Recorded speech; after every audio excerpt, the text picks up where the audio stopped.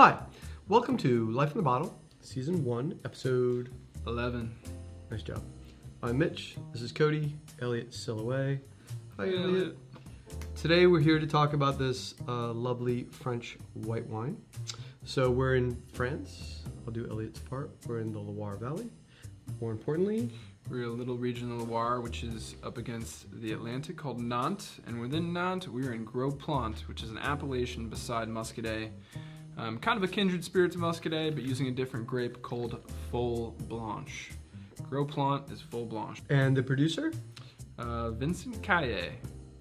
And Vincent Caille is, he's kind of a buddy at this point. We've been selling his wine since 2011, and he visits almost every year. And we love his wines. He makes some killer red wines, including a French Malbec called Co, and a very crushable sans soufre, no sulfur added Gamay. Love that wine too, as I love this one. Funny story about Vincent. First time we met him years ago, came with Mark, and didn't speak a word of English, and Mark's not really good with French, so we ended up taking to a French restaurant just so we could communicate and chat. Ended up having lunch, drinking some wine, hanging out, laughing, and became friends ever since. So it's always fun selling a wine from someone that you like and care about. Oh yeah, it's a totally different thing. A good guy, 100%. All right, so let's jump in the wine. Pale straw, I'd call the color. Yep. Super crystal clear. Agreed. Nose is green apple. Some citrus, lemon lime. Yeah, bright citrus, a little creamy note. Some of these wines are made like Muscadet, where they're aged on the lees, which makes them just a little bit creamy. No oak influence whatsoever. No oak at all.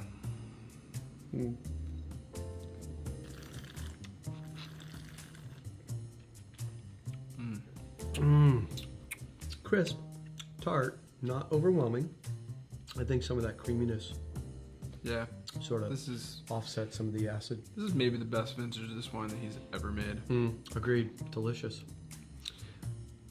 Very thirst quenching, and 11%. This is like a Sunday afternoon on a sunny, sun-drenched deck, hanging out. that's almost like drinking a beer. Yep.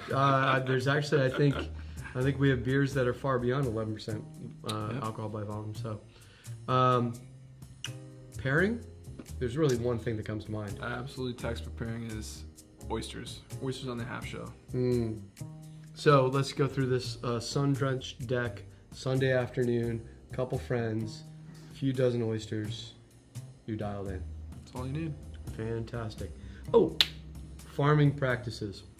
So when we first met Vincent, he was practicing organic but not certified. He has since become certified organic, now practicing biodynamic, and hopes to be certified biodynamic within the next year, I believe. So bravo to that, which leads to a funny little cute story about animals that talk, apparently. Yeah, so you'll notice on Vincent's label that many of them say part du colibri, which means the hummingbird's share. And as the story goes, there's a forest fire, a big forest fire, and all the animals in the forest get together and they have a conversation about what they're going to do to fight the fire. Hence the talking animals. Exactly. And the hummingbird says, well, I'm going to get some water. And the hummingbird goes to the lake nearby and picks up a drop of water in its beak and runs over the fire and drops the water on the fire, the one drop of water. And the animals turn to the hummingbird and they say, what are you doing? You're crazy. That's not going to make any difference at all. And the hummingbird says, well, I'm just doing my part. And that's kind of Vincent's analogy for what he does and why he farms organically and conscientiously. And he's just doing his part. That's it. One small producer doing the right thing. Exactly. Cheers to Vincent. Cheers. There you go, buddy.